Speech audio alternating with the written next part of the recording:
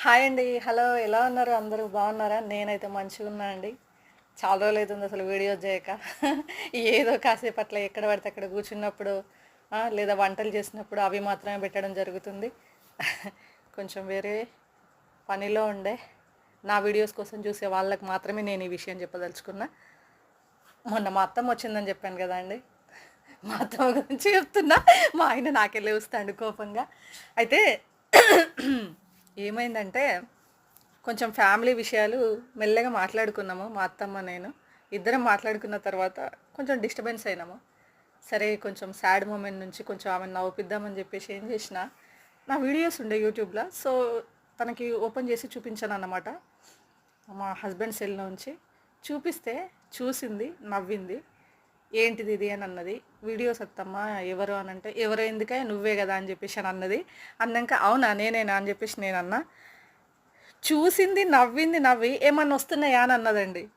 నాకు అర్థం కాలే, ఏమన్నా వస్తున్నాయా అన్నదా లేకపోతే నేనే సరిగ్గా వినలేదా అని అనిపించింది.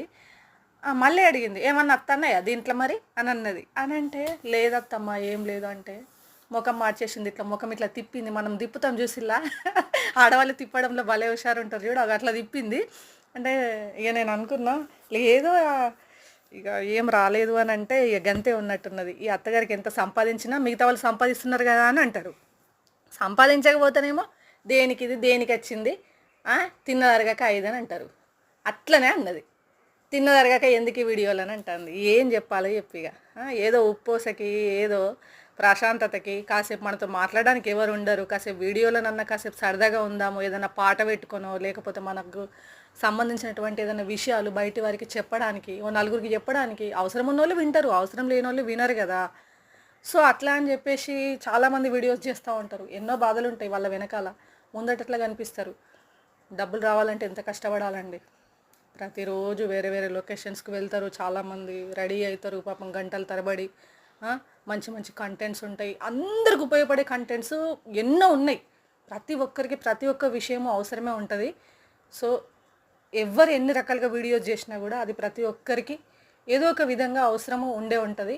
ఆ వీడియో వల్ల కొన్ని వీడియోస్ చూసి నవ్వుకోవడము, కొన్ని వీడియోస్ చూసి మనకైనా బాధ దాన్ని తలుచుకొని సింక్ అవ్వడము అట్లా జరుగుతూ ఉంటుంది. సో అట్లా ఉన్నదన్నమాట. ఇక అట్లా అన్నది. అట్లా అన్నాక ఇక కథము ఏం చేసింది, బ్యాక్ వచ్చేసింది. ఏం వస్తలేవు అని అన్నాక మొహం మార్చేసింది. కథము ఇట్లా ఏదో నొక్కింది. ఇక పోయినాయి కదా అని చెప్పేసి అని కథం అసలు నా మొహాన కొట్టింది. కొట్టిందంటే ముఖం మీద కొట్టలేదు, పక్కకి ఇచ్చేసింది. ఇక నాకు జరిగిన ఎక్స్పీరియన్స్ ఇదండి. ఇక ఇట్లున్నారు కథ. ఏం చేద్దాం చెప్పండి. బాయ్ అందరికీ.